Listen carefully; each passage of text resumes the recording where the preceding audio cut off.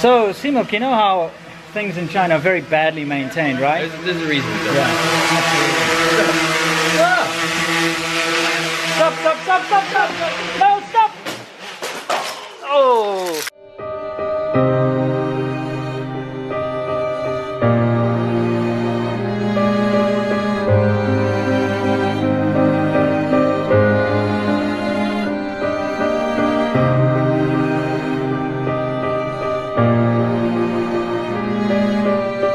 So Simok, like, do you see these structures around here? They're actually called nail houses. Maybe you could explain to everybody why it's called a nail house. Well, at first glance, I actually thought it was because there's nails everywhere, because there were literally just rusty nails everywhere. It's actually not why. They're called nail houses because they're actually shoddily made, and they're made for a profit. So they buy the cheapest concrete that has obviously the poorest, qualities to it, and they build them really, really quickly. And for every floor that they add on top, they get more and more government compensation. That's how the rules work. So you see these like rebars sticking out, yeah, and that means they're going to put another floor on top of it. And it gets worse and worse the higher they go. It's actually more and more dangerous, right?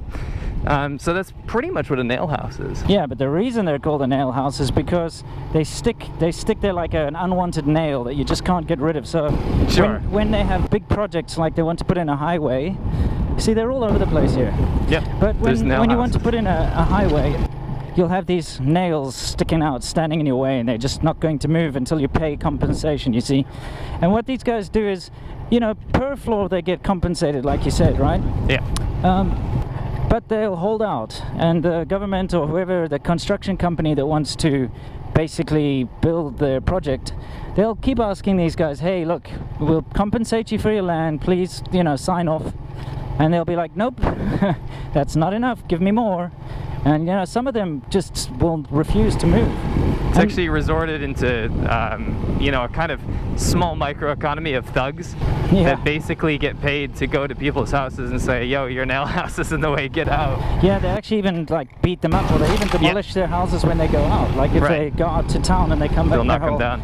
But there are a couple of very interesting examples of nail houses that have actually not been moved, and so, like, for instance, we'll find some pictures, but you've had highways built around them. Diverted, yeah. And like whole construction projects have been built around the nail houses. Sure. So it's weird, you got a house in the middle of nowhere. Weird crazy stuff like that. Yeah. So yeah, those are nail houses. But we are talking about nail houses, but I decided we should just talk about maintenance in general. It sounds like a really general topic, but it's something that needs to be addressed if you're to understand China. Yeah, I'd like you to look around us, all of you guys sitting at home or wherever you are watching this, and look at the buildings that we're passing. And I'd like you to try and see, well, if you look at this one right in front of us, for instance. Okay. We got a couple of houses here. They're probably not very old. Sure. I'd say maybe 30, 40, 50 years old. Mm-hmm. We could even go ask that dude over there and find out. Yeah, Should we could actually. Let's go ask him. Okay. Ask him how old this have a look. house is. Yeah. Let's have a look. Yeah. Let's go and find out. Let's hope he doesn't get too freaked out. Yeah. Just say, okay. 哎，你好，我想问一下，这个房子是很古老很久吗？我们觉得很漂亮，这个比较久吗？这个楼？不知道。你觉得差不多50年左右？我不知道啊。不知道。都90跟我不知道。好，谢谢。 He doesn't want to be. Well, he doesn't know because he doesn't I think he care. knows. I think he knows. Maybe. Anyway, it doesn't matter. You can just look at the overall state of these houses that people are still living in, and you see this has never been painted. Yeah. It's cracked, it's falling apart, Right. it's disgusting, everything's rusty and terrible. And then they've built on a new addition, which is Right. just a very boring concrete shell. You see the concrete's still showing everywhere except the front where they put tiles. Kind of looks like a countryside train station in China. It's incredibly The cheapest tiles. Yeah, it's just very cheaply built, and it's Right. not maintained. It's never been painted. You can see the rust marks, and it's because people just refuse to maintain their properties here. Look at Sure. this temple, for instance. Okay, Let's have a quick look at this temple. Now you'd think a temple would be something people would care about, right? Actually, before everything, if you guys, if anyone actually knows Chinese architecture and artwork, yeah, this looks fairly old and original, so if you can kind of give us an appraisal on how old that is, we'd like to know. But yeah, what you were saying. Yeah, I'm just saying, like, okay, so a temple like this, which is obviously something important to the local community. But if you walk in here, they've got moldy firework remnants from probably, I don't know, all the snails? Years ago. They don't clean it up. Everything's kind of just falling apart. And as you can see, although it is indeed a very nice and interesting looking place. Let's take a quick look inside. It is just horribly maintained. There is no maintenance. Look at the walls. It's quite sad because I'm going to assume this is quite old. It still has the kind of hand-carved wooden bars in the windows. Yes. And I did see traditional characters, meaning it's definitely older than 70 years old. Yes. Which is really unique and cool. Yeah, you know? Here would be all the names of the benefactors. Yeah, from the local community. And here's the shrine part. And there's beauty here. You can see it. Look at the wood cool. up there. But it's just run down and disgusting, Right. It's just such a waste because nobody likes to maintain things here in China. Sure. And there are a couple of reasons for this. And I think let's get back on the bikes and try to explain it to the best of our ability. What do you think? Sounds good. I want to do kung fu here. I like this old room. It's like mow your lawn. That's scary in there. Mow your lawn. Yeah, this used to be a back courtyard, I guess. Yeah. Yeah, it's a shame though, because this is really cool. This is like when you come to China, the kind of stuff you want to see. Yeah, yeah. But this is what you expect. You expect these kind of amazing kung fu temples and stuff, but just so run down. Yeah. Hey, dog. It's not a milk dog, is it? No. Okay. It's a male dog. Okay. Okay, Simok, so yeah, nothing is very well maintained in China, and it's not just in these rural areas. No. Urban areas, like big buildings, brand new construction projects. Sure. How about you talk about where you used to live? Maybe you can explain to everyone about that. I actually used to live in a government property, and it was a gift from my mother and father-in-law before they got divorced. Was that I could have a free house, which was really cool. However, it looks kind of like a place that poor people would live if you judge the outside. It's awful. It's awful. It's very ugly. It's like rust marks down the walls and everything is just tiles falling off. It looks like almost like a slum. Yes, yes. But when you go inside, you realize very quickly that the people that live there are actually very wealthy. They're the government employees, right? Yeah. And they work for the tax department, so they're not in need of cash. No. And you go into these people's houses and you realize they have all of the amenities that you might, find in a rich person's house. They have marble floors, they have leather sofas, they have mahogany chairs, they have flat screen TVs. They're very wealthy. Yeah. Because there is a big issue here in China with a kind of a lack of responsibility for shared things. And what I mean by that is, like, for example, if 20 people live in here, they won't pitch in and help each other to make the shared exterior look good. They won't keep up the maintenance because it's not theirs. You were telling me this really funny story about a building that you knew about in Shenzhen, right?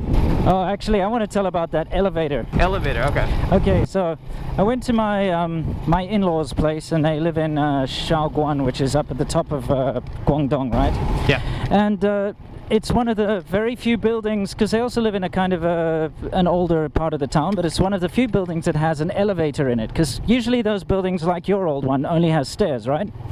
That school looks like North Korea. Oh yeah. Anyway, go ahead. So anyway, so we get in the elevator, and I noticed that the light, the light in the elevator is missing, like the wires dangling. Oh, okay. There are wires dangling down there, and it's pitch black in the elevator. Right. So I asked my wife, it's like, why don't they just replace this? Because it's really quick and easy. It's going to cost like 10 RMB or 20 RMB for a new light bulb.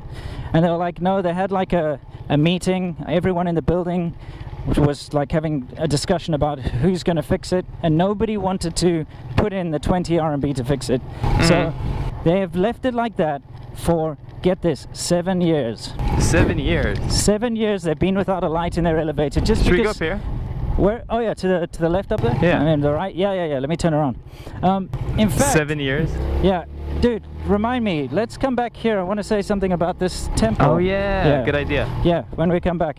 Anyway, yeah. So for 7 years, the people in that building have been going up and down in this pitch black elevator just because nobody wants to take responsibility and pay that 20 RMB. It's a very similar situation at my place. Like I said, all the residents were rich, right? Yeah. But a lot of the elderly in there were having health problems from climbing all the stairs since there was no elevator. Yeah. The government put in like a good subsidy, and actually everyone only had to pitch in 100 RMB, which is like 20 bucks. Yeah. And no one was willing to do it to put in an elevator. They wanted to do it for free, even though it was only 100 RMB. Isn't that insane? Yeah, it is ridiculous. It's so silly. Hey, let's try go down this little pathway. Okay, let me go. This looks pretty cool. Like now we have a very old sort of village area. Yeah, this is old. Whoa, Oh shit! whoa, don't Did you just worry. get milk dog? Yeah, but luckily it was behind a gate. Is it? Oh yeah, there it It is. is, don't worry. Yeah, this is very, very nice and rustic, but the problem is like everything is just not maintained. It's such a pity. It's all moldy and falling apart. It's very atmospheric, but it's a shame because a lot of the stuff could be quite beautiful. Yeah, it's atmospheric as in a ghost town is atmospheric, like Chernobyl or something. Right. You know, like it looks abandoned and everything. Look at everything broken down. You can still see the dressers and stuff in there. Right. And it's a shame. A lot of stuff's probably really old. Yeah. This should be a historical site. It should be, but it's just a run-down like village, and there's still people living here. It's made of mud. Like clearly this is old. Yeah. But Yeah. nope. No. Yeah, no. Nobody has any desire. Nope, no desire to maintain any of it. Yeah, such a Some pity. dogs are friendly, some dogs are mean. Yeah. Anyway, it doesn't always have to do with houses, and we should probably start wrapping this up. But Yeah. it also comes down to vehicles. Oh, yeah. I'm just gonna throw out my mother-in-law here. I always talk Okay. shit about her. Okay, go for it. She has a Ford Mondeo, okay? Yes. And she never replaced the oil in it. And let me tell you, the car now has 70,000 kilometers on it. And she never once replaced the oil, and there was smoke billowing out. And I said, hey, mother-in-law, like, you mind if I check your oil? And she's like, what's that? And so I had to take it to change the oil, and she was like upset. She's like, I don't want to spend the money on that. I don't think it needs that. Really? I put gas in it. Yeah. Oh man. Really? And yeah, and it has to do with like vehicles as well. And I'm thinking about a lot of the cars I see on the road. Yeah. Also, Oh, the bicycles you were talking about. Oh yeah, man. Like you very often see someone riding past on a bicycle that is got wobbly wheels and missing spokes, and like it's rusted through and it's barely moving. And it's still got like parts of the original packaging on it, you know, like the bubble wrap or whatever that it came in is still like attached to it, even though it's an old rusting wreck. Right. Because people buy something, they use it until it can't be used anymore, and then just replace it. That's how China works. That is. It's not about being poor, because you'd think, wow, this person must be really poor to be driving this really wrecked bicycle. Right. But it costs almost nothing to get that kind of thing fixed in China. Like Yeah, literally. labor cost is just so cheap. I like this old roof. That's really cool. Yeah, I like this old little area. It's just a pity it's just so like destroyed. Right. Look, we've got a very old sort of communist message on the wall here. Oh yeah, look at that. Yeah. If you guys can read really warped. Yeah, look at that. That's old. Yeah, Shunba something or other. Yeah, a very kind of historic There's a little lot area. of Maoist propaganda in this village that we've seen. Yeah, we'll talk about that in a minute.